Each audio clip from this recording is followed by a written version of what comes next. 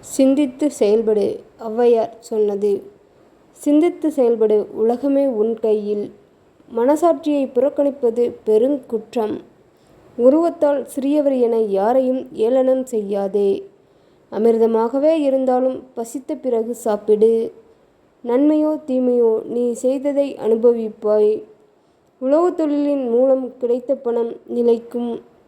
நாவடக்கம் காப்பதே தவ வாழ்வின் அடையாளம்.